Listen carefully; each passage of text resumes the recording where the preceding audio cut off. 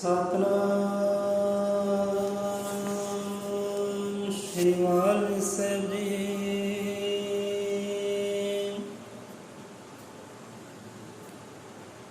ਸਤਨਾਮ ਸ਼੍ਰੀ ਵਾਹਿਗੁਰੂ ਸਾਹਿਬ ਜੀ। ਸੰਤ ਕੀ ਮਹਿਮਾ ਸੰਤ ਜੀ ਜਾਣਨ, ਸਮਝ ਸਕਣ ਨਾ ਵੇਦ ਪੁਰਾਣ। ਸੰਤ ਪ੍ਰਭੂ ਦੇ ਖਾਸ ਲਾਡਲੇ, ਸੰਤ ਪ੍ਰਭੂ ਦੇ ਪੁੱਤ ਨਿਰਮਾਣ। ਲਾਉਂਦੇ ਸੰਤ ਸਮਾਧੀਆਂ, ਦਿਲ ਦੀ ਬਿਰਤੀ ਪ੍ਰਭੂ ਸੰਗ ਜੋੜ। ਬਖਸ਼ਿਸ਼ਾਂ ਦੇ ਕਰੇ ਹੋਣ ਜੋ ਸਾਧੂ, ਬਣਦੇ ਨੇ ਉਹ ਬੰਦੀ ਛੋੜ। ਬਹੁਤੇ ਸਾਧ ਪਖੰਡੀ ਫਿਰਦੇ, ਸੰਤ ਭੁਣੇ ਨੂੰ ਲਾਉਂਦੇ ਲਾਜ। ਨਾ ਭਗਤੀ ਨਾ ਸ਼ਕਤੀ ਪੱਲੇ, ਐਪਰ ਬਣਨ ਗਰੀਬ ਨਿਵਾਜ। ਨਕਲੇ ਸਾਧੂ ਐਦਾਂ ਫਿਰਦੇ, ਜੋ ਡੰਗਰਾਂ ਦਾ ਫਿਰਦਾ ਵਗ। ਰੰਗ ਬਰੰਗੇ ਚੋਲੇ ਪਾ ਪਾ ਰਹੇ ਪਖੰਡੀ ਦੁਨੀਆ ਠੱਗ। ਨਾ ਐੜਾ ਨਾ ਪਿੰਗਲਾ, ਨਾ ਸ਼ਬਦ ਸੁਰਗ ਦੇ ਦਿਲ ਵਿੱਚ ਰਾਸ। ਨਾ ਕੋਈ ਜੁਗਤੇ ਬ੍ਰਹਮ ਦੀ, ਨਾ ਜੋਗ ਜੁਗਤ ਦਾ ਅਭਿਆਸ। ਸੰਤ ਪੁਣਾ ਹੈ ਜਿਉਂਦਿਆਂ ਮਰਨਾ, ਸੰਤ ਪੁਣੇ ਦੀ ਮੰਜ਼ਲ ਦੂਰ ਹੈ। ਸੰਤ ਪ੍ਰਭੂ ਵਿੱਚ ਭੇਦ ਨਾ ਕੋਈ, ਸੰਤ ਪ੍ਰਭੂ ਦਾ ਪ੍ਰਗਟ ਨੂਰ।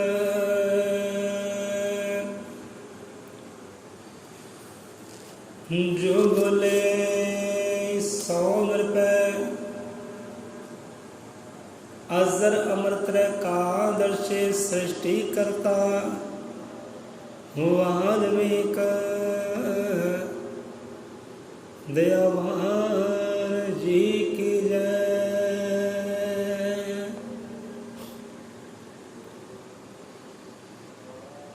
दाता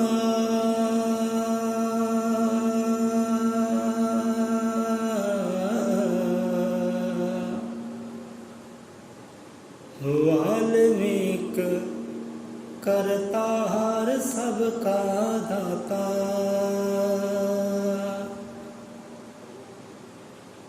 दाता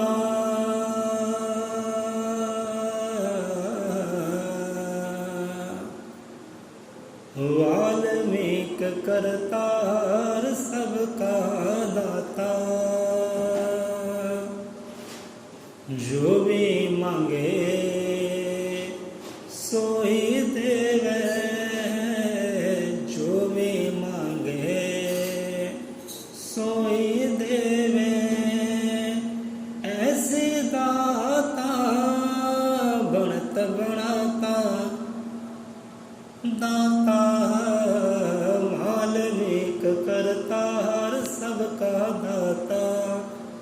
दाता वाल्मीक करता हर सबका दाता। जीव जंत सब तुसी बनाए, जीव जंत सब तुसी बनाए। आपो अपने तंदे लाए, आपो अपने तंदे लाए। पत्थरां दे विच अन्न पुचाए, पत्थरां दे विच अन्न पुचाए। पंछी अंबरा विच उड़ाए, पंछी अंबरा विच उड़ाए। जो भी मांगे सोई देवे, जो भी मांगे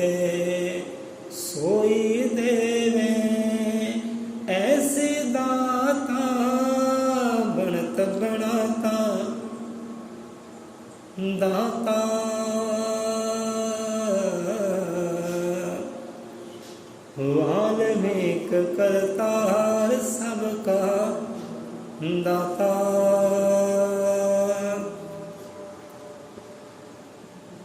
ਜੋ ਬੋਲੇ ਸੌਂਦ ਪੈ ਅਜ਼ਰਮ ਤ੍ਰਿਕਾਲਦਰਸ਼ੀ, ਵਾਲਮੀਕ ਦਇਆਵਾਨ ਜੀ ਕੀ ਜੈ। ਸੋ ਹਾਜ਼ਰ ਹੋਈ ਸੰਗਤਾਂ ਨੂੰ ਰੱਬ ਦੇ ਪਿਆਰਿਆਂ ਨੂੰ ਇਸ ਕਰਦੇ ਸ਼ਰਧਾਵਾਨ ਪ੍ਰੇਮੀਆਂ ਨੂੰ ਕੋਟਨ ਕੋਟ ਤਹਿ ਦਿਲ ਤੋਂ ਪ੍ਰਣਾਮ ਹੈ।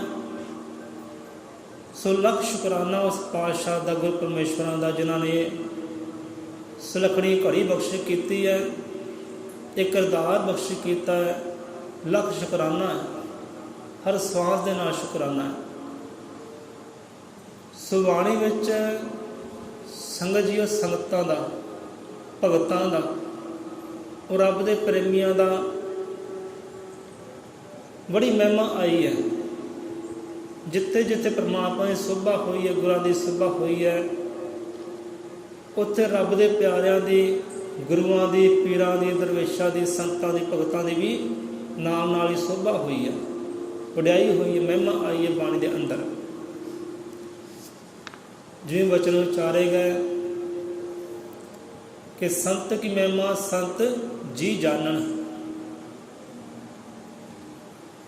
ਸੰਤ ਕੀ ਮਹਿਮਾ ਸੰਤ ਜੀ ਜਾਣਨ, ਸਮਝ ਸਕਣਾ ਵੇਦ ਪੁਰਾਣ।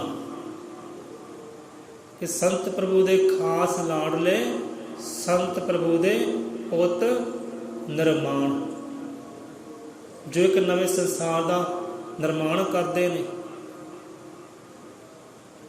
ਉਹ ਪੁੱਤਰ, ਜੋ ਕਿ ਪਰਿਵਾਰ ਵਿੱਚ ਕੋਈ ਬੱਚਾ ਖਾਸ ਵੀ ਹੁੰਦਾ ਹੈ ਮਾਂ ਪਿਓ ਦਾ, ਜ਼ਿਆਦਾਤਰ ਕਿ ਜੋ ਛੋਟਾ ਬੱਚਾ ਹੁੰਦਾ ਹੈ ਉਹ ਸਾਰਿਆਂ ਨੂੰ ਪਿਆਰਾ ਹੁੰਦਾ ਹੈ, ਸਾਰਿਆਂ ਨੂੰ ਲਾਡਲਾ ਹੁੰਦਾ ਹੈ। ਸੋ ਇੱਦਾਂ ਹੀ ਜੋ ਸੰਤ ਲੋਕ ਨੇ ਉਹ ਰੱਬ ਦੇ ਲਾਡਲੇ ਹੁੰਦੇ ਨੇ, ਪਿਆਰੇ ਹੁੰਦੇ ਨੇ। ਸੋ ਸੰਤ ਪ੍ਰਭੂ ਦੇ ਖਾਸ ਲਾਡਲੇ, ਸੰਤ ਪ੍ਰਭੂ ਦੇ ਪੁੱਤ ਨਿਰਮਾਣ। ਉਸ ਤੋਂ ਪਹਿਲਾਂ ਸੰਤ ਕੀ ਮਹਿਮਾ ਸੰਤ ਜੀ ਜਾਣਨ, ਕਿ ਸੰਤ ਦੀ ਮਹਿਮਾ, ਸੰਤ ਦੀ ਵਡਿਆਈ ਜਿਹੜੀ ਹੈ, ਸੰਤ ਦਾ ਰੁਤਬਾ ਹੈ। ਹਸਤੀ ਕੀ ਹੈ ਸੰਤ ਦੀ?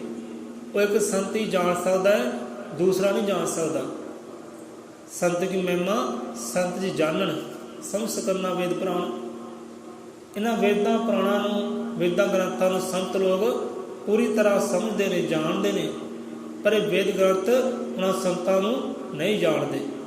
ਉਹਦੀ ਮਹਿਮਾ, ਉਹਦੀ ਸ਼ਾਨ ਇਹ ਵੇਦ ਗ੍ਰੰਥ ਵੀ ਪੂਰੀ ਨਹੀਂ ਕਰ ਸਕਦੇ, ਸਿਫਤ ਗਾ ਨਹੀਂ ਸਕਦੇ ਵੇਦ ਗ੍ਰੰਥ ਵੀ। ਸੰਤ ਕੀ ਮਹਿਮਾ ਸੰਤ ਜੀ ਜਾਣਨ, ਸਮਝ ਸਕਣਾ ਵੇਦ ਪੁਰਾਣ। ਵੇਦਾਂ ਗ੍ਰੰਥਾਂ ਦੀ ਸਮਝ ਤੋਂ ਵੀ ਪਰੇ ਮਹਿਮਾ ਹੈ ਸੰਤਾਂ ਦੀ, ਪਰੇ ਸ਼ਾਨ ਹੈ ਸੰਤਾਂ ਦੀ। ਸੋ ਬਹੁਤ ਮਹਿਮਾ ਆਉਂਦੀ ਹੈ ਸੰਤਾਂ ਲੋਕਾਂ ਦੀ। ਹੁਣ ਕਹਿੰਦੇ ਨੇ ਤੇ ਭਾਈ ਸੰਤਾਂ ਦੇ ਘਰ ਦਾ ਕੁੱਕਰ ਹੋਵੇ ਨਾ, ਕੁੱਤਾ ਹੋਵੇ, ਉਹਦੀ ਸ਼ਾਨ ਨਹੀਂ ਮਾਣੀ ਜਾਂਦੀ।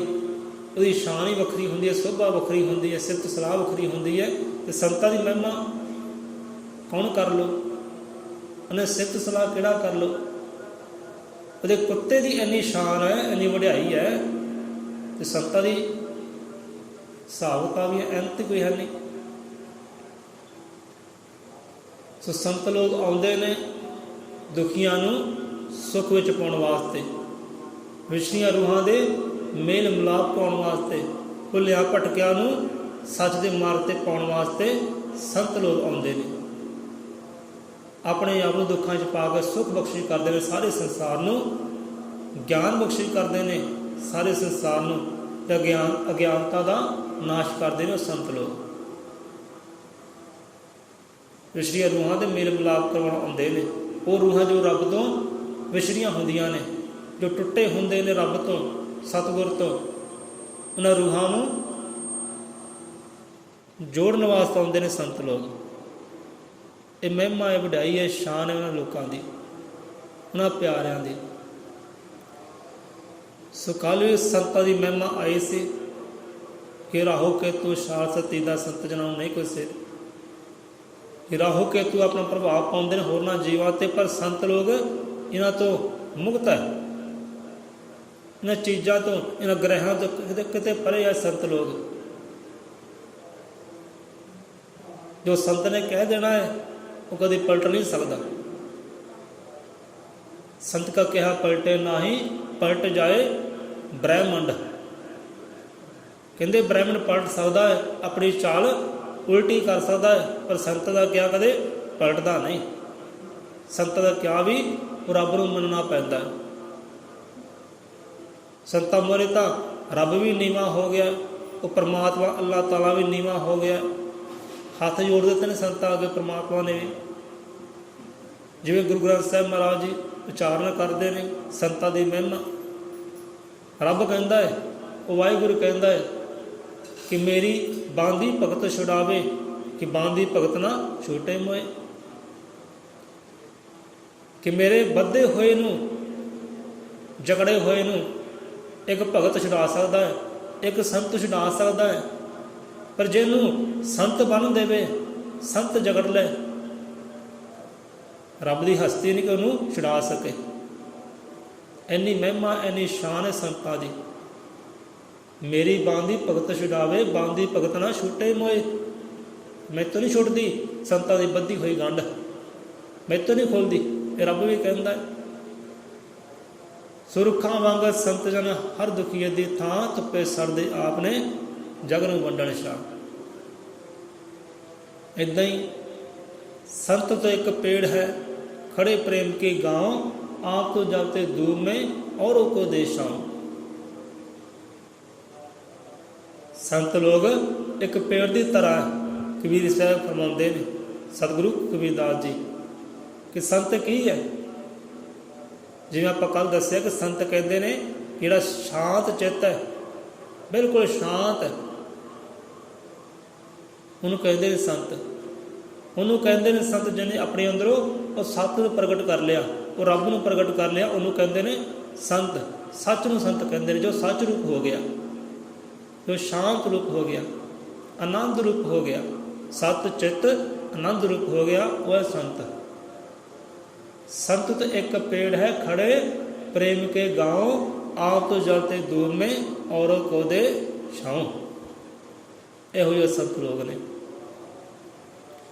खड़े कित्थे है कि जिथे प्रेम है, प्रेम के नगर विच खड़े ने एक पेड़ की तरह। संत एक पेड़ है, एक रुख है, खड़ा कित्थे है कि जिथे प्रेम है। जिथे प्रेम होवे ना, उत्थे संतां दा वास हुंदा है, उत्थे गुरुआं दा वास हुंदा है, उत्थे रब दा वास हुंदा है। जिथे प्रेम है, मुहब्बत है, इश्क है। संत तो एक पेड़ है खड़े प्रेम के गांव, आप तो जलते दूर में औरों को दे छांव। वो संत लोग रुख के बराबर जिहड़े है। हुण रुख दे लो,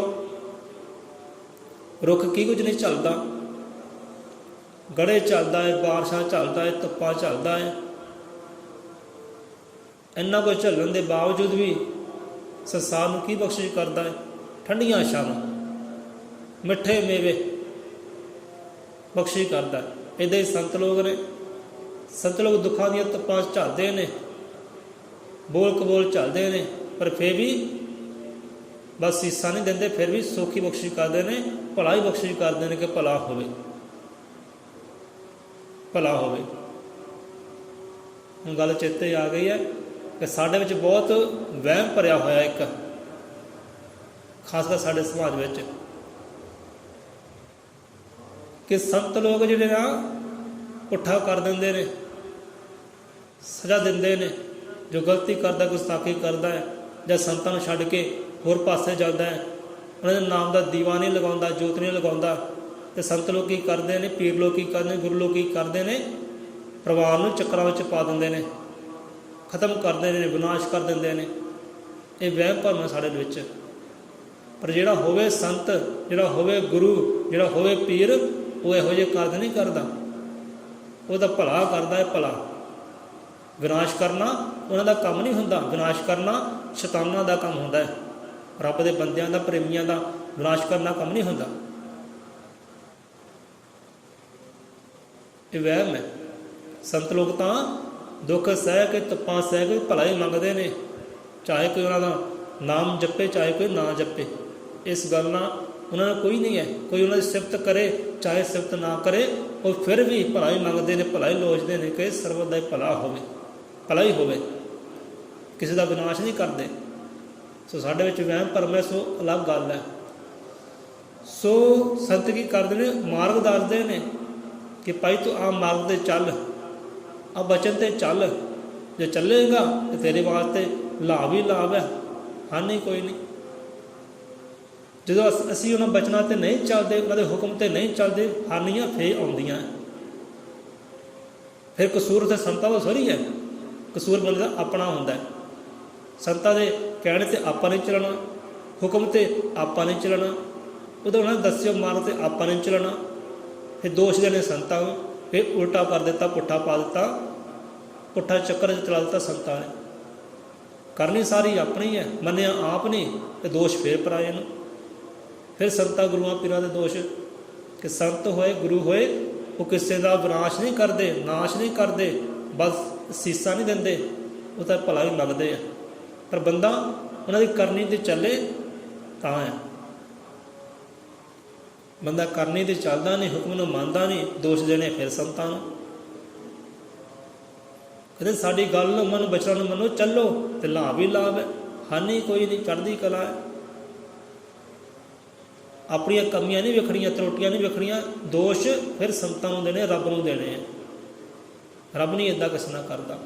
ਸਵਾਓ ਸੰਤਾਂ ਦੀ ਮਹਿਮਾ 'ਤੇ ਆਉਂਦੇ ਆ। ਬਾਣੀ ਵਿੱਚ ਵੀ ਸੰਤਾਂ ਦੀ ਮਹਿਮਾ ਦਾ ਵਰਣਨ ਕੀਤਾ ਗਿਆ ਹੈ। ਸੁਰਖਾਂ ਵਾਂਗਰ ਸੰਤ ਜਨ ਹਰ ਦੁਖੀਏ ਦੀ ਥਾਂ, ਧੁੱਪੇ ਸੜਦੇ ਆਪਨੇ ਜਗਨੋਂ ਵੰਡਣ ਛਾਂ। ਕੌਮੀ ਗ੍ਰੰਥ ਗਿਆਨ ਪ੍ਰਕਾਸ਼ ਜੀ ਇਹ ਫਰਮਾਨ ਕਰਦੇ ਨੇ ਸੰਤਾਂ ਦੀ ਮਹਿਮਾ। ਜਿਵੇਂ ਰੁੱਖ ਚੱਲਦਾ ਹੈ ਦੁੱਖਾਂ ਨੂੰ, ਮੁਸੀਬਤਾਂ ਨੂੰ, ਇੱਦਾਂ ਸੰਤ ਲੋਕ ਵੀ ਦੁੱਖਾਂ ਮੁਸੀਬਤਾਂ ਨੂੰ ਝੱਲ ਕੇ ਠੰਡੀਆਂ ਛਾਵਾਂ ਦਿੰਦੇ ਨੇ, ਠੰਡੇ ਮੇਵੇ ਦਿੰਦੇ ਨੇ। ਹੁਣ ਮੰਨ ਲਓ ਇੱਕ ਰੁੱਖ ਦਾ ਸਮਾਂ ਆ ਗਿਆ, ਕਿਉਂਕਿ ਹਰ ਇੱਕ ਚੀਜ਼ ਦਾ ਸਮਾਂ ਆਉਂਦਾ ਹੈ, ਅੰਤ ਸਮਾਂ ਆਉਂਦਾ ਹੈ। ਕੁਛ ਵੀ ਹੋ ਗਿਆ, ਚਾਹੇ ਘਾਸ ਫੂਸ ਹੋ ਗਿਆ, ਪੇੜ ਪੌਦੇ ਹੋ ਗਏ, ਜੀਵ ਜੰਤੂ ਹੋ ਗਏ, ਹਰ ਇੱਕ ਦਾ ਸਮਾਂ ਆਉਂਦਾ ਹੈ ਕਿ ਜਿਸ ਦੀ ਸ਼ੁਰੂਆਤ ਹੈ ਨਾ, ਉਹਦਾ ਅੰਤ ਵੀ ਹੈ। ਹੁਣ ਰੁੱਖ ਦੇਖੋ, ਰੁੱਖਾਂ ਨੂੰ ਕਈ ਵੱਢ ਲੈਂਦੇ ਆ ਅਤੇ ਕਈ ਹਨੇਰੀਆਂ ਦੇ ਨਾਲ, ਝੱਖੜਾਂ ਦੇ ਨਾਲ ਆਪ ਟੁੱਟ ਜਾਂਦੇ ਆ, ਕਿਉਂਕਿ ਪ੍ਰਕਿਰਤੀ ਇਹ ਨੇਮ ਹੈ, ਪ੍ਰਕਿਰਤੀ ਦਾ ਬਦਲਾਅ ਸਦਾ ਇੱਕ ਸਾਹ ਰਹਿਣ ਵਾਲਾ ਨਹੀਂ। ਸੋ ਸਮਾਂ ਆ ਜਾਂਦਾ ਰੁੱਖਾਂ ਦਾ ਵੀ। ਮੀਂਹ ਹਨੇਰੀ ਆਇਆ ਅਤੇ ਰੁੱਖ ਢਹਿ ਗਿਆ, ਰੁੱਖ ਢਹਿ ਗਿਆ, ਖਤਮ ਹੋ ਗਿਆ, ਵਿਨਾਸ਼ ਹੋ ਗਿਆ, ਉਹਦਾ ਅੰਤ ਸਮਾਂ ਆ ਗਿਆ। ਪਰ ਅੰਤ ਵਿੱਚ ਵੀ ਉਹ ਕਰਦਾ ਕੀ ਹੈ, ਅੰਤ ਵੇਲੇ ਵੀ ਉਹ ਲੋਕਾਂ ਦਾ ਭਲਾ ਹੀ ਕਰਦਾ ਹੈ। ਸੁੱਕੀਆਂ ਲੱਕੜੀਆਂ ਕਈ ਗਰੀਬ ਲੋਕ ਲੈ ਜਾਂਦੇ ਨੇ, ਘਰ ਦਾ ਅੰਨ ਪਾਣੀ ਚਲਾਉਂਦੇ ਨੇ, ਪਕਾਉਂਦੇ ਨੇ, ਉਹਦੇ ਨਾਲ ਬਾਲਾਂ ਦੇ ਕੰਮ ਆਉਂਦਾ ਲੱਕੜ ਦਾ। ਅਤੇ ਜਿਹੜਾ ਤਣਾ ਹੁੰਦਾ ਹੈ ਉਹ ਰੁੱਖ ਦਾ, ਉਹ ਕਿਸੇ ਕੋਠੀ ਦਾ, ਕਿਸੇ ਘਰ ਦਾ ਸ਼ਿੰਗਾਰ ਬਣ ਜਾਂਦਾ ਹੈ, ਦਰਵਾਜ਼ੇ ਬਣ ਜਾਂਦੇ ਨੇ, ਪੱਲੇ ਬਣ ਜਾਂਦੇ ਨੇ, ਡੋਰ ਵਿੰਡੋਰ ਬਣ ਜਾਂਦੇ ਨੇ। ਉਹ ਸ਼ਿੰਗਾਰ ਬਣ ਗਿਆ ਘਰ ਦਾ ਕਿ ਆਪਣੇ ਆਪ ਨੂੰ ਖਤਮ ਕਰਕੇ ਵੀ ਫਾਇਦੇ ਵਿੱਚ ਹੀ ਆਇਆ, ਲਾਭ ਵਿੱਚ ਹੀ ਆਇਆ, ਭਲਾ ਹੀ ਕੀਤਾ। ਇੱਦਾਂ ਸੰਤ ਲੋਕ ਨੇ। ਸੰਤਾਂ ਦੀ ਵੀ ਇਹੀ ਗੱਲ ਹੈ ਕਿ ਜਿਵੇਂ ਰੁੱਖ ਹੈ, ਇਹਦੇ ਸੰਤ ਹੈ। ਆਪਣੇ ਆਪ ਨੂੰ ਮਾਰ ਕੇ, ਆਪਣੇ ਆਪ ਨੂੰ ਖਤਮ ਕਰਕੇ ਵੀ ਸੰਤ ਲੋਕ ਭਲਾ ਹੀ ਮੰਗਦੇ ਨੇ। ਅਤੇ ਸੰਤ ਉਹੀ ਹੈ ਜਿਹਨੇ ਜਿਉਂਦੇ ਜੀ ਆਪਣੇ ਆਪ ਨੂੰ ਮਾਰਨਾ ਕਰ ਲਿਆ, ਆਪਣੀ ਹਸਤੀ ਨੂੰ ਮਿਟਾ ਲਿਆ।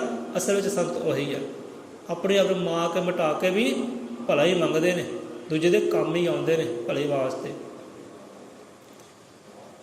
ਸੋ ਜਿਵੇਂ ਆਇਆ ਸੀ ਕਿ ਸੰਤਾਂ ਦੇ ਘਰ ਦਾ ਕੁੱਕਰ ਵੀ ਮਾਣ ਨਹੀਂ ਪਾਈ। ਸੰਤ ਦੇ ਘਰ ਦਾ ਕੁੱਕਰ ਹੋਵੇ, ਕੁੱਤਾ ਹੋਵੇ, ਅਤੇ ਜਿੱਧਰ ਜਾਏਗਾ ਨਾ ਉੱਧਰ ਹੀ ਸ਼ਾਨ ਹੀ ਹੁੰਦੀ, ਉਹਦੀ ਸਿਫਤਾਂ ਹੀ ਹੁੰਦੀਆਂ। ਹਾਂ ਹੀ ਭਾਈ ਸੰਤਾਂ ਦਾ ਹੈ, ਰੱਬ ਦੇ ਪ੍ਰੇਮੀਆਂ ਦਾ ਜਾਨਵਰ, ਝਿੜਕਣਾ ਨਹੀਂ ਇਹਨੂੰ। ਉਹ ਕੁੱਤੇ ਅੰਦਰ ਹੀ ਵਫਾਦਾਰੀ ਹੁੰਦੀ ਹੈ, ਕੁੱਤੇ ਅੰਦਰ ਹੀ ਪ੍ਰੇਮ ਹੁੰਦਾ ਹੈ, ਸ਼ਾਨ ਹੁੰਦੀ ਹੈ ਉਹਦੀ ਵੀ। ਸਿੱਧੇ ਕਥਾ ਕਹਾਣੀ ਆਉਂਦੀ ਹੈ, ਬਗਦਾਦ ਦੇ ਪੀਰ ਮੁਰਸ਼ਿਦ ਹੋਏ ਗੌਸ ਪਾਕ ਜੀ ਬਗਦਾਦ ਵਿੱਚ। ਸੋ ਇੱਦਾਂ ਹੀ ਇੱਕ ਬਲੀ ਹੋਏ, ਫਕੀਰ ਹੋਏ, ਸੰਤ ਹੋਏ, ਜੋ ਆਪਣੇ ਆਪ ਨੂੰ ਸੰਤ ਅਖਵਾਉਂਦੇ ਸੀ, ਬਲੀ ਅਖਵਾਉਂਦੇ ਸੀ, ਫਕੀਰ ਅਖਵਾਉਂਦੇ ਸੀ। ਹੈ ਤਾਂ ਸੰਤ ਸੀ, ਪਰ ਇਹੋ ਜਿਹੇ ਸੰਤ ਵੀ ਹੁੰਦੇ ਜਿਹਨਾਂ ਅੰਦਰ ਮਾਣ ਹੁੰਦਾ ਹੈ, ਹੰਕਾਰ ਹੁੰਦਾ ਹੈ। ਉਹ ਵੀ ਸੰਤ ਕੁਝ ਇੱਦਾਂ ਹੀ ਸੀ। ਕੀਤਾ ਕੀ ਸੀ, ਉਹਨੇ ਕਿ ਬੱਬਰ ਸ਼ੇਰ ਪਾਲਿਆ ਹੋਇਆ ਸੀ। ਬੱਬਰ ਸ਼ੇਰ ਦੀ ਸਵਾਰੀ ਕਰਿਆ ਕਰਦੇ ਸੀ। ਸੰਤਾਂ ਕੋਲ ਮਿਲਣ ਜਾਣਾ, ਫਕਰਾਂ ਨਾਲ ਮੇਲ ਮਿਲਾਪ ਹੋਣੇ, ਤਾਂ ਉਹਨਾਂ ਕੋਲ ਸ਼ੇਰ ਪਰ ਸਵਾਰੀ ਕਰਕੇ ਜਾਣਾ।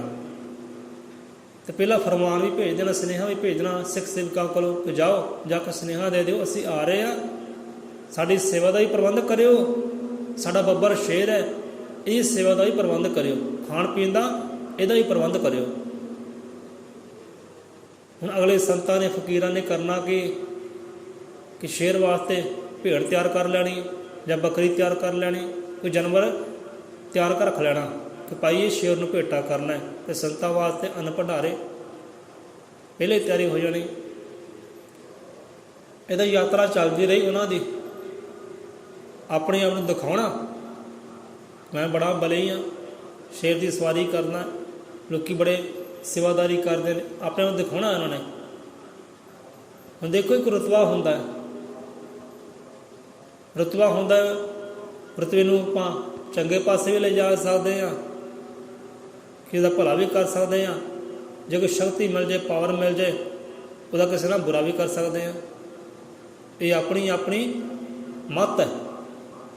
ਹੁਣ ਮੰਨ ਲਓ ਸਰਪੰਚ ਦਾ ਰੁਤਬਾ ਮਿਲ ਗਿਆ, ਸਰਪੰਚ ਦਾ ਰੁਤਬਾ ਪਾਉਣ ਕਰ ਇੱਕ ਪਾਵਰ ਪਾਉਣ ਦੇ ਕਰਕੇ ਅਸੀਂ ਲੋਕਾਂ ਦਾ ਭਲਾ ਵੀ ਕਰ ਸਕਦੇ ਹਾਂ, ਜੇ ਨਹੀਂ ਤਾਂ ਲੋਕਾਂ ਨੂੰ ਧਰਕਾਰਾ ਵੀ ਦੇ ਸਕਦੇ ਹਾਂ, ਮਾੜਾ ਵੀ ਕਰ ਸਕਦੇ ਹਾਂ। ਕੋਈ ਨੇਤਾ ਮੰਤਰੀ ਬਣ ਜਾਏ ਤਾਂ ਇਹ ਵੀ ਇੱਕ ਰੁਤਬਾ ਹੈ। ਅਤੇ ਸੰਤਾਂ ਦਾ ਵੀ ਇੱਕ ਰੁਤਬਾ ਹੀ, ਇੱਕ ਪਦਵੀ ਹੈ। ਉਸ ਪਦਵੀ 'ਤੇ ਬੈਠਾ ਸੰਤ ਭਲਾ ਵੀ ਕਰ ਸਕਦਾ ਹੈ, ਤਾਂ ਆਪਣੀ ਸ਼ਕਤੀਆਂ ਪਾਵਰਾਂ ਦੇ ਨਾਲ ਮਾੜਾ ਵੀ ਕਰ ਸਕਦਾ ਹੈ। ਇਹ ਸ਼ਕਤੀਆਂ ਪਾਵਰਾਂ ਮਾਣ ਹੰਕਾਰ ਵੀ ਬਣ ਸਕਦੀਆਂ ਨੇ, ਅਤੇ ਲੋਕਾਂ ਦੇ ਕੰਮ ਵੀ ਆ ਸਕਦੀਆਂ ਨੇ। ਹੁਣ ਦੇਖੋ ਪਾਵਰਾਂ ਕਿਹਨਾਂ ਕੋਲ ਨਹੀਂ ਹੋਈਆਂ। ਸਤਿਗੁਰੂ ਗਿਆਨਨਾਥ ਮਹਾਰਾਜ ਜੀ, ਸਤਿਗੁਰੂ ਹਰਿਨਾਥ ਮਹਾਰਾਜ ਜੀ ਘੱਟ ਪਾਵਰਾਂ ਦੇ ਮਾਲਕ ਸਨ, ਪਰ ਕਿਤੇ ਵੀ ਸ਼ਕਤੀ ਦਾ ਦੁਰਪ੍ਰਯੋਗ ਨਹੀਂ ਕੀਤਾ ਕਿਸੇ ਵੀ ਸੰਤ ਗੁਰੂ ਪੀਰ ਨੇ। ਪਰ ਕੁਝ ਸੰਤ ਹੁੰਦੇ ਨੇ ਜਿਹੜਾ ਦੁਰਪ੍ਰਯੋਗ ਕਰਨ ਲੱਗ ਪੈਂਦੇ ਨੇ ਆਪਣਾ ਆਪ ਦਿਖਾਉਣ ਦੇ ਲਈ। ਸੋ ਇੱਦਾਂ ਹੀ ਸੰਤ ਦੀ ਕਹਾਣੀ ਹੈ। ਸੰਤ ਬਲੀ ਕਹਿੰਦੇ ਸਨ, ਬਲੀ ਫਕੀਰ ਕਹਿੰਦੇ ਸਨ, ਜਿੱਥੇ ਜਾਣਾ ਆਪਣੇ ਆਪ ਦਿਖਾਉਣਾ, ਆਪਣੀ ਸ਼ਾਨ ਦਿਖਾਉਣੀ। ਸੋ ਇੱਦਾਂ ਹੀ ਇੱਕ ਸੰਤ ਹੋਰ ਮਿਲਿਆ, ਉੱਥੇ ਮੇਲ ਮਿਲਾਪ ਹੋਇਆ, ਉਹਨੂੰ ਵੀ ਕਹਿਣਾ ਕਰ ਦਿੱਤਾ ਕਿ ਭਾਈ ਸਾਡੇ ਸ਼ੇਰ ਦੀ ਸੇਵਾ ਦਾ ਖਿਆਲ ਰੱਖਿਓ, ਅਤੇ ਸਾਡੀ ਸੇਵਾ ਦਾ ਖਿਆਲ ਰੱਖਿਓ, ਅਸੀਂ ਆ ਰਹੇ ਹਾਂ। ਹੁਣ ਸੰਤ ਨੇ ਬੱਕਰੀ ਤਿਆਰ ਕਰ ਲਈ, ਪ੍ਰਸ਼ਾਦੇ ਤਿਆਰ ਕਰ ਲਏ, ਸੇਵਾਦਾਰੀ ਕੀਤੀ, ਬ੍ਰਹਮ ਦੀਆਂ ਗੱਲਾਂ ਬਾਤਾਂ ਹੋਈਆਂ, ਅਤੇ ਫਿਰ ਸੰਤ ਲੋਕ ਹੱਸ ਕੇ ਬੋਲੇ ਕਿ ਸਾਡੀ ਇੱਕ ਗੱਲ ਮੰਨਿਓ ਬਲੀ ਫਕੀਰੋ, ਬਗਦਾਦ ਜਾਓ, ਬਗਦਾਦ ਤੁਸੀਂ ਜਾਓ, ਉੱਥੇ ਪੀਰੋ ਮੁਰਸ਼ਿਦ ਹੈ, ਤੁਹਾਡੀ ਚੰਗੀ ਸੇਵਾ ਕਰਨਗੇ, ਖੂਬ ਸੇਵਾ ਕਰਨਗੇ। ਹੱਸ ਕੇ ਬੋਲੇ, ਮੁਸਕਰਾ ਕੇ ਬੋਲੇ, ਤੁਸੀਂ ਉੱਥੇ ਜਾਓ। ਉਹਨਾਂ ਦੇ ਮਨ ਵਿੱਚ ਇਹ ਗੱਲ ਸੀ ਕਿ ਤੁਹਾਡਾ ਮਾਣ, ਤੁਹਾਡਾ ਹੰਕਾਰ ਉਹੀ ਤੋੜ ਸਕਦੇ ਨੇ, ਉਹਨਾਂ ਕੋਲ ਜਾਓ, ਚੰਗੀ ਸੇਵਾ ਕਰਨਗੇ। ਹੁਣ ਸੇਵਾ ਵੀ ਦੋ ਪ੍ਰਕਾਰ ਦੀ ਹੁੰਦੀ ਹੈ, ਇੱਕ ਸੇਵਾ ਅੰਨ ਪਾਣੀ ਦੀ ਸੇਵਾ, ਜਲ ਪਾਣੀ ਦੀ ਸੇਵਾ, ਇੱਕ ਸੇਵਾ ਦੂਜੀ ਹੁੰਦੀ ਹੈ। ਤੁਸੀਂ ਸਮਝਦੇ ਹੋਵੋਗੇ ਕਿ ਪੁੱਠਾ ਕਾਰਾਂ ਕਰ ਲੈ, ਬੁਰਾਈਆਂ ਕਰ ਲੈ, ਫਿਰ ਸੇਵਾ ਪੁਲਿਸ ਵੀ ਉਹਨਾਂ ਦੀ ਕਰਦੀ ਹੈ। ਅੱਜ ਆਪਾਂ ਹੁਣ ਤੇਰੀ ਸੇਵਾ ਕਰੀਏ, ਚੜ੍ਹਾਈਏ ਪਟਾ ਤੇਰੇ ਪਰ, ਇੱਕ ਸੇਵਾ ਉਹ ਹੁੰਦੀ ਹੈ। ਹੰਕਾਰ ਸੀ, ਮਾਣ ਸੀ ਕਿ ਸੰਤਾਂ ਨੇ ਕਿਹਾ ਤੂੰ ਬਗਦਾਦ ਜਾ, ਉੱਥੋਂ ਦੇ ਸੰਤ ਤੇਰੇ ਪੀਰੋ ਮੁਰਸ਼ਿਦ ਨੇ ਤੇਰੀ ਚੰਗੀ ਸੇਵਾ ਕਰਨਗੇ, ਤੂੰ ਉੱਥੇ ਜਾ, ਕਹਿਣਾ ਮੰਨ ਲੈ। ਅਤੇ ਹੰਕਾਰੀ ਮਾਣ ਵਿੱਚ ਆਇਆ, ਚਲਾ ਗਿਆ ਬਗਦਾਦ ਵੱਲ ਨੂੰ। ਉੱਧਰ ਵੀ ਤੁਰੰਤ ਪਹਿਲਾਂ ਸੁਨੇਹਾ ਭੇਜ ਦਿੱਤਾ ਕਿ ਜਾਓ ਪੀਰੋ ਮੁਰਸ਼ਿਦ ਨੂੰ ਕਹਿ ਦਿਓ, ਸੰਤਾਂ ਨੂੰ ਕਹਿ ਦਿਓ ਕਿ ਅਸੀਂ ਆ ਰਹੇ ਹਾਂ, ਸਾਡੇ ਸ਼ੇਰ ਦੀ ਸੇਵਾ ਦਾ ਖਿਆਲ ਰੱਖੇ, ਸਾਡੀ ਸੇਵਾ ਦਾ ਖਿਆਲ ਰੱਖੇ, ਅਸੀਂ ਆ ਰਹੇ ਹਾਂ। ਸੋ ਇੱਦਾਂ ਹੀ ਗਏ, ਪਹੁੰਚ ਗਏ ਦਰਬਾਰੇ 'ਤੇ। ਸੰਗਤ ਸਜੀ ਹੈ, ਪੰਗਤ ਸਜੀ ਹੈ, ਸੰਤ ਆਪਣੇ ਸਿੰਘਾਸਨ 'ਤੇ ਸਜੇ ਨੇ, ਪੀਰੋ ਮੁਰਸ਼ਿਦ ਗੌਸ ਪਾਕ ਜੀ ਸਿੰਘਾਸਨ ਸਜੇ ਨੇ। ਅਤੇ ਸੰਗਤ ਤੋਂ ਬਾਹਰ, ਜਿਹਨੂੰ ਪੌੜੀ ਸਾਹਿਬ ਕਹਿ ਦਿੰਦੇ ਹਾਂ, ਡਿਉੜੀ ਸਾਹਿਬ ਕਹਿ ਦਿੰਦੇ ਹਾਂ, ਮੇਨ ਗੇਟ ਜਿਹਨੂੰ ਆਪਾਂ ਕਹਿ ਦਈਏ, ਮੇਨ ਗੇਟ 'ਤੇ ਇੱਕ ਮਰਿਆ ਜਿਹਾ ਕੁੱਤਾ ਬੈਠਾ ਹੈ, ਮਰੀਅਲ ਜਿਹਾ ਕੁੱਤਾ ਬੈਠਾ। ਤੇ ਸ਼ੇਰ ਗਿਆ, ਉਹ ਬਲੀ ਫਕੀਰ ਗਏ, ਸੇਵਾਦਾਰ ਨੇ ਕਹਿਣਾ ਕੀਤਾ ਲਿਆਓ ਵੀ ਸਾਡੀ ਸੇਵਾ ਦੀ, ਸ਼ੇਰ ਦੀ ਸੇਵਾ ਕਰੋ, ਦਿਓ ਭੋਜਨ ਦੀ ਖੁਰਾਕ ਇਹਨੂੰ ਕੋਈ। ਤਾਂ ਪੀਰੋ ਮੁਰਸ਼ਿਦ ਨੇ ਕੀਤਾ ਕੀ ਹੈ, ਆਪਣੇ ਸੇਵਾਦਾਰ ਨੂੰ ਭੇਜਣਾ ਕਿਤੇ, ਜਾਓ ਇੱਕ ਬੱਕਰੀ ਭੇਜ ਦਿਓ, ਬੱਕਰੀ ਭੇਜ ਦਿਓ ਸ਼ੇਰ ਵਾਸਤੇ। ਨਾਲ ਹੀ ਜਿਹੜਾ ਦਰਬਾਰੀ ਬੈਠਾ ਸੀ ਕੁੱਤਾ ਮਰੀਅਲ ਜਿਹਾ, ਉਂਗਲ ਦਾ ਇਸ਼ਾਰਾ ਉਹਨੂੰ ਵੀ ਕਰ ਦਿੱਤਾ, ਚੱਲ ਪਈ ਤੂੰ ਵੀ ਪਿੱਛੇ ਚੱਲ ਇਹਦੇ। ਮਨ ਨਾਲ ਗੱਲਾਂ ਕਰਦੇ ਨੇ, ਪ੍ਰੇਮ ਨਾਲ ਗੱਲਾਂ ਕਰਦੇ ਨੇ, ਬੋਲੀ ਪ੍ਰੇਮ ਦੀ ਆ। ਸਾਰੀ ਕਥਾ ਕਹਾਣੀ ਸਮਝਾਉਣੀ ਕੀਤੀ ਕੁੱਤੇ ਨੂੰ, ਆਪਣੇ ਕੁੱਕਰ ਨੂੰ ਕਿ ਕਰਨਾ ਕੀ ਹੈ। ਇਸ਼ਾਰਾ ਕੀਤਾ ਕੁੱਤੇ ਨੂੰ ਵੀ, ਪੀਰੋ ਮੁਰਸ਼ਿਦ ਨੇ ਕਿ ਚੱਲ ਵੀ ਤੂੰ ਵੀ ਚੱਲ। ਹੁਣ ਬੱਕਰੀ ਅੱਗੇ ਅੱਗੇ, ਕੁੱਤਾ ਪਿੱਛੇ ਪਿੱਛੇ। ਉੱਧਰੋਂ ਸ਼ੇਰ ਆ ਰਿਹਾ ਦੌੜਾ ਹੀ, ਬੱਬਰ ਸ਼ੇਰ ਆ ਰਿਹਾ ਬੱਕਰੀ ਨੂੰ ਖਾਣ ਵਾਸਤੇ। ਉੱਧਰੋਂ ਸ਼ੇਰ ਆ ਰਿਹਾ ਹੈ, ਇੱਧਰ ਕੁੱਤਾ ਦੌੜਾ ਹੀ ਜਾ ਰਿਹਾ। ਹੁਣ ਬੱਬਰ ਸ਼ੇਰ ਹੋਵੇ, ਬੱਬਰ ਸ਼ੇਰ ਦਹਾੜੇ ਤਾਂ ਵੱਡੇ ਵੱਡੇ ਜਾਨਵਰ ਜਿਹੜੇ ਦੌੜ ਉੱਠਦੇ ਨੇ ਆਪਣੀ ਜਾਨ ਬਚਾਉਣ ਦੇ ਲਈ, ਕਿ ਹੁਣ ਭੱਜੋ ਸ਼ੇਰ ਆ ਗਿਆ। ਇਹ ਖਰਗੋਸ਼ ਤੋਂ ਲੈ ਕੇ ਹਾਥੀ ਤੱਕ ਦੌੜ ਲੱਗ ਜਾਂਦੀ ਹੈ ਸਾਰੇ ਜਾਨਵਰਾਂ ਦੀ, ਸ਼ੇਰ ਦੀ ਦਹਾੜ ਸੁਣ ਕੇ ਕਿ ਜਾਨ ਬਚਾਵੋ ਹੁਣ।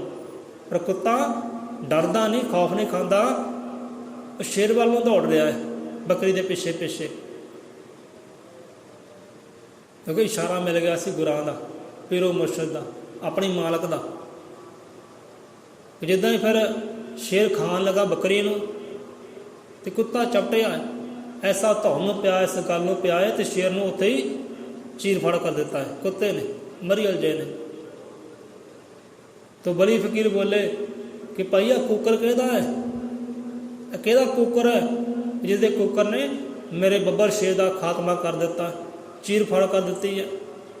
तो सेवादार बोले ये साडे पीरो मुर्शद गौस पाक का कुकर है भाई, ये गौस पाक का कुकर है जिन्हें तेरे शेर पर कब्जा कर लिया है, काबज कर ली है, मिटाना कर दिता है। ये उहदे कुकर की शान है, ये कुकर की शान है, वो कुत्ते की शान है कि बब्बर शेर का भी अंत कर दिता है।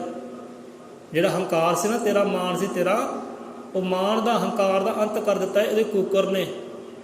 हुण शान देखो संतां की होवेगी, वो दर दे कुकर की इन्नी शान है, इन्नी वड्याई है, बब्बर शेर ते कब्जा कर लिया, मार दिता है, वो मालक पालक की की वड्याई होवेगी। उत्थे फिर झुकिया से, फिर झुकना पै गया चरना च, वो मान भी गया, हंकार भी गया, मैं बड़ा बली हाँ, वो बलीपना भी गया।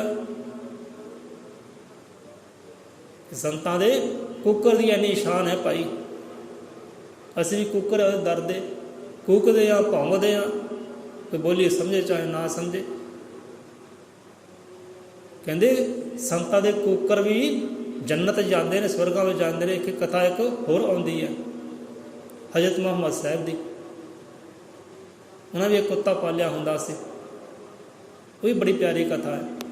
हुण गल नूं समझिए कि संतां दे कुकर की भी बहुत वड्याई होंदी है, मान हुंदा है, सम्मान हुंदा है, उसकी शान हुंदी है। पर जिहड़ा इस कुकर का मालक है वह तुसीं हिसाब लावो कि उसकी कितनी शान होवेगी। सो संतां दी महिमा वर्णन की है बाणी विच भी। सो आओ भादरों मींह दी, भादरों माह की बाणी लैंदे कि इत्थे संतां बारे की दस्सिया गया है।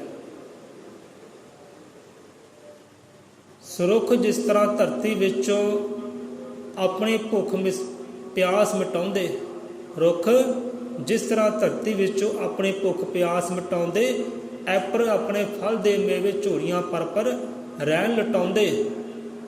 संत जना दे गिरदे लगे अणमिणवें दातां दे बोल, चाबी दिती हाथ संतां दे आदि पुरख ईश्वर अनमोल। बाणी बयान करदी है, सतगुर बयान करते हैं संतां दी महिमा। एक रुख नाल जोड़िया संतां नूं कि जिस तरह रुख धरती विचों पदार्थ लेंदे ने, खुराक लेंदे ने, अन्न पानी ग्रहण करते हैं जड़ां राहीं,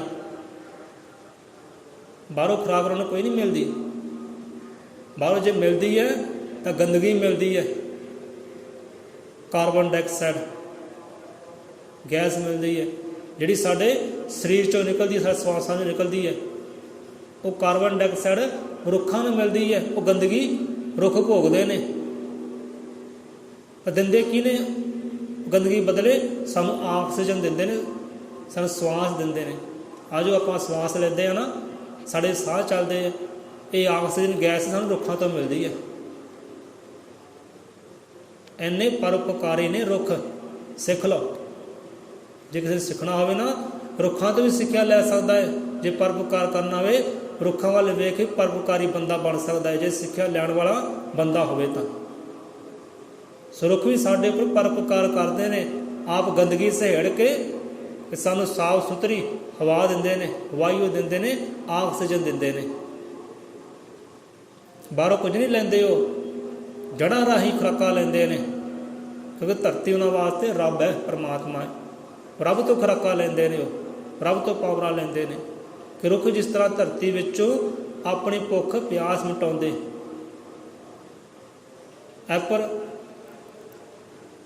ਪਰ ਕਹਿੰਦੇ ਭੁੱਖ ਪਿਆਸ ਮਿਟਾਉਂਦੇ ਨੇ ਧਰਤੀ ਵਿੱਚੋਂ ਜੜ੍ਹਾਂ ਰਾਹੀਂ, ਪਰ ਬਖਸ਼ਿਸ਼ਾਂ ਕਿੱਥੇ ਕਿਹਨੂੰ ਕਰਦੇ ਨੇ? ਧਰਤੀ ਨੂੰ ਕੋਈ ਬਖਸ਼ਿਸ਼ ਨਹੀਂ ਕਰਦੇ। ਧਰਤੀ ਰੂਪੀ ਪਰਮਾਤਮਾ ਨੂੰ ਕੋਈ ਦਾਨ ਨਹੀਂ ਕਰਦੇ, ਕੋਈ ਦੇਣਾ ਨਹੀਂ ਦਿੰਦੇ। ਜੇ ਦਿੰਦੇ ਆ ਤਾਂ ਕਿਹਨੂੰ ਦਿੰਦੇ ਆ? ਐਪਰ ਆਪਣੇ ਫਲ ਦੇ ਮੇਵੇ ਝੋਲੀਆਂ ਪਰ ਲੈਣ ਲਟਾਉਂਦੇ ਇਹਨਾਂ ਜੀਵਾਂ ਨੂੰ, ਜਿਹੜੇ ਰੱਬ ਦੇ ਸਾਜੇ ਨੇ, ਜਿਹੜੇ ਧਰਤੀ ਦੇ ਸਾਜੇ ਨੇ, ਜੋ ਰੱਬ ਦੇ ਸਾਜੇ ਜੀਵ ਨੇ, ਮਨੁੱਖ ਨੇ। ਉਹਨਾਂ ਜੀਵਾਂ ਨੂੰ ਆਪਣਾ ਦਾਨ ਪੁੰਨ ਕਰਦੇ ਨੇ, ਆਪਣੀ ਬਖਸ਼ਿਸ਼ਾਂ ਉਹਨਾਂ 'ਤੇ ਲਟਾਉਂਦੇ ਨੇ ਰੱਬ ਦੇ ਵਾਂਗ, ਕਿ ਤੁਸੀਂ ਇਹ ਮੇਵੇ ਖਾਵੋ, ਇਹ ਠੰਡੀਆਂ ਛਾਵਾਂ ਮਾਣੋ। ਹੁਣ ਰੁੱਖਾਂ ਤੋਂ ਸਾਨੂੰ ਕਈ ਦਵਾਈਆਂ ਵੀ ਤਿਆਰ ਹੁੰਦੀਆਂ, ਜਿਵੇਂ ਨਿੰਮ ਦਾ ਰੁੱਖ ਹੋ ਗਿਆ। ਨਿੰਮ ਦੇ ਰੁੱਖ ਤੋਂ ਕਈ ਦਵਾਈਆਂ ਤਿਆਰ ਹੁੰਦੀਆਂ। ਹੋਰ ਵੀ ਰੁੱਖ ਇਹੋ ਜਿਹੇ ਨੇ ਬਹੁਤ ਨੇ ਜਿਹਨਾਂ ਤੋਂ ਦਵਾਈਆਂ ਤਿਆਰ ਹੁੰਦੀਆਂ। ਦੇਖੋ ਕਿੰਨਾ ਲਾਭ ਦਿੰਦੇ ਨੇ ਸਾਨੂੰ ਰੁੱਖ। ਰੁੱਖ ਸੰਤ ਦੀ ਤਰ੍ਹਾਂ ਹੈ, ਬਿਲਕੁਲ ਸੰਤ ਦੀ ਤਰ੍ਹਾਂ ਹੈ। ਰੁੱਖ ਜਿਸ ਤਰ੍ਹਾਂ ਧਰਤੀ ਵਿੱਚੋਂ ਆਪਣੀ ਭੁੱਖ ਪਿਆਸ ਮਿਟਾਉਂਦੇ, ਐਪਰ ਆਪਣੇ ਫਲ ਦੇ ਮੇਵੇ ਚੋਰੀਆਂ ਪਰ ਲੈਣ ਲਟਾਉਂਦੇ। ਇੱਦਾਂ ਹੀ ਜਿਹੜਾ ਰੁੱਖ ਦੁੱਖ ਸਹੇੜ ਕੇ ਸਾਨੂੰ ਆਕਸੀਜਨ ਦਿੰਦੇ ਨੇ, ਫਲ ਦਿੰਦੇ ਨੇ, ਠੰਡੀਆਂ ਛਾਵਾਂ ਦਿੰਦੇ ਨੇ, ਮੇਵੇ ਦਿੰਦੇ ਨੇ। ਅੰਤ ਵੇਲੇ ਵੀ ਖਤਮ ਹੋਣ 'ਤੇ ਵੀ ਲੋਕਾਂ ਦੇ ਕੰਮ ਵਿੱਚ ਆਉਂਦੇ ਨੇ, ਕਾਰਜਾਂ ਵਿੱਚ ਆਉਂਦੇ ਨੇ। ਇੱਦਾਂ ਹੀ ਸੰਤ ਜਨਾਂ ਦੇ ਗਿਰਦੇ ਲੱਗੇ ਅਣਮਿਣੇ ਦਾਤਾਂ ਦੇ ਮੋਲ।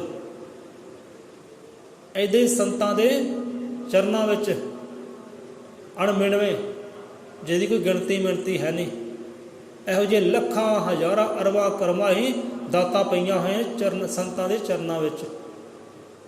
ਉਹਨਾਂ ਦੇ ਇਰਦ ਗਿਰਦ ਪਈਆਂ ਨੇ ਇਹੋ ਜਿਹੀਆਂ ਰੱਬ ਦੀਆਂ ਅਨੇਕਾਂ ਦਾਤਾਂ। ਜਿਹੜੀ ਮਰਜ਼ੀ ਦਾਤ ਮੰਗ ਲਓ, ਧੀ ਮੰਗ ਲਓ, ਪੁੱਤ ਮੰਗ ਲਓ, ਮਹਿਲ ਖਜ਼ਾਨੇ ਮੰਗ ਲਓ, ਰੱਬ ਨੂੰ ਮੰਗ ਲਓ। ਰੱਬ ਵੀ ਕਹਿੰਦੇ ਸੰਤਾਂ ਦੀ ਬੁੱਕਲ ਵਿੱਚ ਹੈ। ਰੱਬ ਨੂੰ ਮੰਗਣਾ, ਰੱਬ ਨੂੰ ਤੁਸੀਂ ਮੰਗ ਸਕਦੇ ਹੋ, ਉਹਦੇ ਨਾਮ ਨੂੰ ਮੰਗ ਸਕਦੇ ਹੋ, ਸ਼ਬਦ ਨੂੰ ਮੰਗ ਸਕਦੇ ਹੋ। ਜੇ ਧੀਆਂ ਪੁੱਤਰ ਮੰਗਣੇ, ਉਹ ਵੀ ਬਖਸ਼ਣਹਾਰ ਨੇ ਸੰਤ ਮਹਾਂਪੁਰਖ, ਉਹ ਵੀ ਬਖਸ਼ਣਹਾਰ ਨੇ। ਕਿ ਸੰਤ ਨਾਂ ਦੇ ਗਿਰਦੇ ਲੱਗੇ ਅਣਮਿਣਵੇਂ ਦਾਤਾਂ ਦੇ ਬੋਲ। ਅਨੇਕਾਂ ਦਾਤਾਂ ਸੰਤਾਂ ਦੇ ਚਰਨਾਂ ਵਿੱਚ ਪਈਆਂ ਨੇ, ਹੱਥ ਜੋੜ ਕੇ ਖੜੀਆਂ ਨੇ ਕਿ ਸਾਨੂੰ ਸੇਵਾ ਬਖਸ਼ੀ ਕਰੋ, ਤੋਰੋ ਜਿੱਧਰ ਤੋਰਨਾ ਹੈ। ਕਿ ਚਾਬੀ ਦਿੱਤੀ ਹੱਥ ਸੰਤਾਂ ਦੇ ਆਦਿਪੁਰਖ ਈਸ਼ਵਰ ਮੇਰਾ। ਸਾਰੀਆਂ ਦਾਤਾਂ ਦੀ ਚਾਬੀਆਂ, ਜੁਗਤੀਆਂ, ਮੁਕਤੀਆਂ, ਭਗਤੀਆਂ, ਰਿੱਧੀਆਂ ਸਿੱਧੀਆਂ ਦੀਆਂ ਸ਼ਕਤੀਆਂ ਦੀ ਚਾਬੀਆਂ ਕਿਹਨਾਂ ਕੋਲ ਹੈ? ਸੰਤਾਂ ਕੋਲ ਹੈ। ਰੱਬ ਦੇ ਘਰ ਦੇ ਦਰਵਾਜ਼ੇ ਵੀ, ਜੋ ਰੱਬ ਦਾ ਘਰ ਦਾ ਦਰਵਾਜ਼ਾ ਹੈ, ਉਹਦੀ ਚਾਬੀ ਵੀ ਸੰਤਾਂ ਕੋਲ ਹੈ, ਗੁਰੂਆਂ ਕੋਲ ਹੈ। ਸਾਰੀਆਂ ਦਾਤਾਂ ਸੰਤਾਂ ਕੋਲ ਹੈ ਰੱਬ ਦੀਆਂ। ਆਪਾਂ ਰੱਬ ਕੋਲ ਡਾਇਰੈਕਟ ਨਹੀਂ ਲੈ ਸਕਦੇ, ਸੰਤਾਂ ਨੂੰ ਵਿੱਚ ਪਾ ਕੇ ਲੈ ਸਕਦੇ ਹਾਂ। ਸੰਤਾਂ ਨੂੰ ਵਿੱਚ ਪਾ ਕੇ ਲੈ ਸਕਦੇ ਹਾਂ। ਸੋ ਚਾਬੀ ਦਿੱਤੀ ਹੱਥ ਸੰਤਾਂ ਦੇ ਆਦਿਪੁਰਖ ਈਸ਼ਵਰ ਅਨਮੋਲ। ਉਹ ਅਨਮੋਲ ਚਾਬੀ ਜੋ ਖਰੀਦੀ ਨਹੀਂ ਜਾ ਸਕਦੀ, ਮੁੱਲ ਨਹੀਂ ਪਾਇਆ ਜਾ ਸਕਦਾ, ਉਹ ਚਾਬੀ ਜਿਹੜੀ ਸੰਤਾਂ ਦੇ ਕੋਲ ਹੈ, ਰੱਬ ਦੀਆਂ ਸਭੇ ਦਾਤਾਂ ਦੀਆਂ, ਸਭੇ ਬਰਕਤਾਂ ਦੀਆਂ, ਸਭੇ ਖੁਸ਼ੀਆਂ ਦੀਆਂ। ਸੋ ਚਾਬੀ ਉੱਥੇ ਕਿਹੜੀ ਹੈ? ਸ਼ਬਦ ਦੀ ਚਾਬੀ ਹੈ, ਨਾਮ ਦੀ ਚਾਬੀ ਹੈ। ਉਹ ਨਾਮ ਰੂਪੀ ਚਾਬੀ ਲੈਣਾ ਕਰੀਏ ਸੰਤਾਂ ਤੋਂ। ਪਾਲੀਆਂ ਖਜ਼ਾਨੇ ਜਿਹੜੇ ਪਾਉਣੇ ਆ, ਜਿਹੜੀਆਂ ਖੁਸ਼ੀਆਂ ਹਾਸਿਲ ਕਰਨੀਆਂ ਉਹ ਹਾਸਿਲ ਕਰ ਸਕਦੇ ਹਾਂ। ਚਾਬੀ ਲੈ ਲਈਏ ਸੰਤਾਂ ਕੋਲ। ਉਹ ਨਾਮ ਦੀ ਚਾਬੀ ਹੈ, ਸ਼ਬਦ ਦੀ ਚਾਬੀ ਹੈ। ਸੋ ਇੱਥੇ ਹੀ ਆਪਾਂ ਲੈਂਦੇ ਹਾਂ ਵਿਸ਼ਰਾਮ। ਸਿਪਾਹੀ ਕੁੱਕਰ ਬਣ ਕੇ ਰਹੀਏ ਉਹਦੇ ਦਰ ਦੇ, ਕੁੱਤੇ ਬਣ ਕੇ ਰਹੀਏ ਉਹਦੇ ਦਰ ਦੇ। ਮਾਣ ਹੋਵੇਗਾ, ਸਨਮਾਨ ਹੋਵੇਗਾ ਜਗ ਤੇ। ਹਮ ਕੁੱਕਰ ਪ੍ਰਭੂ ਆਪਕੇ ਦਵਾਰ ਕੇ, ਮੋਤੀਆ ਮੇਰਾ ਨਾਮ। ਕਬੀਰ ਦਾਸ ਵੀ ਸਮਝਾਉਂਦੇ ਨੇ ਕਿ ਪ੍ਰਮਾਤਮਾ ਜੀਓ, ਅਸੀਂ ਤੇਰੇ ਦਰ ਦੇ ਕੁੱਤੇ ਹਾਂ ਤੇ ਮੋਤੀ ਮੇਰਾ ਨਾਮ ਹੈ। ਜੇ ਸੰਤ ਮਹਾਂਪੁਰਖ ਕਹਿੰਦੇ ਨੇ ਸਾਨੂੰ ਕਹਿਣ 'ਚ ਕੀ ਭੈ ਆਉਂਦਾ ਹੈ, ਕੀ ਸ਼ਰਮ ਆਉਂਦੀ ਹੈ। ਕਹਿ ਹੁਸੈਨ ਫਕੀਰ ਸਾਈਂ ਦਾ, ਦਰ ਤੇਰੇ ਦੀ ਮੈਂ ਕੁੱਤੀ ਹਾਂ, ਮੇਰੇ ਮਾਲਕਾ ਮੈਂ ਤੇਰੀ ਹੋ ਮੁਕੀ ਹਾਂ। ਮੁਕਾ ਦਿੱਤਾ ਹੈ, ਮਿਟਾ ਦਿੱਤਾ ਹੈ, ਤੇ ਚਰਨਾਂ ਵਿੱਚ ਆਪਣੇ ਆਪ ਨੂੰ ਹੁਣ ਕੁੱਕਰ ਜਾਣ ਕੇ ਰੱਖ ਲੈ, ਤੇਰੇ ਦਰ ਦੀ ਕੁੱਤੀ ਹਾਂ। ਸੋ ਸ਼ਾਨ ਵੱਖਰੀ ਹੈ ਉਸ ਦਰ ਦੇ ਕੁੱਕਰ ਦੀ ਵੀ। ਸੋ ਬਣ ਕੇ ਰਹੀਏ ਇੱਕ ਘਰ ਦੇ, ਇੱਕ ਦਰ ਦੇ, ਇੱਕ ਮਾਲਕ ਦੇ। ਕਿਉਂਕਿ ਮਾਲਕ ਦਾ ਬਣਿਆ ਤੇ ਹਰ ਵੇਲੇ ਅੰਗ ਸਹਾਈ ਹੁੰਦੇ ਨੇ, ਹਰ ਵੇਲੇ ਅੰਗ ਸਹਾਈ ਹੁੰਦੇ ਨੇ। ਸੰਤ ਜਨਾਂ ਦੇ ਗਿਰਦੇ ਲੱਗੇ ਅਣਮਿਣਵੇਂ ਦਾਤਾਂ ਦੇ ਬੋਲ, ਚਾਬੀ ਦਿੱਤੀ ਹੱਥ ਸੰਤਾਂ ਦੇ ਆਦਿ ਪੁਰਖ ਈਸ਼ਵਰ ਅਨਮੋਲ। ਚਾਬੀ ਸ਼ਬਦ ਦੀ ਹੈ, ਚਾਬੀ ਨਾਮ ਦੀ ਹੈ। ਸੋ ਇੱਥੇ ਲਈਏ ਵਿਸ਼ਰਾਮ। ਸੋ ਜੁੜਦੇ ਹਾਂ ਸ਼ਬਦ ਸਲੋਕ ਦੇ ਨਾਲ, ਜੁੜੇ ਰਹੀਏ ਉਹਦੀ ਮਹਿਮਾ ਦੇ ਨਾਲ, ਉਹਦੀ ਵਡਿਆਈ ਦੇ ਨਾਲ, ਸਿਵ ਦੇ ਨਾਲ, ਸ਼ਬਦ ਦੇ ਨਾਲ, ਨਾਮ ਦੇ ਨਾਲ, ਇਲਾਹੀ ਧੁਰਕੀ ਬਾਣੀ ਦੇ ਨਾਲ। ਜੋ ਬੋਲੇ ਸੌਂਦਰ ਪੈ ਅਜ਼ਰ ਮਤਿ ਤ੍ਰਿਕਾਲਦਰਸ਼ੀ।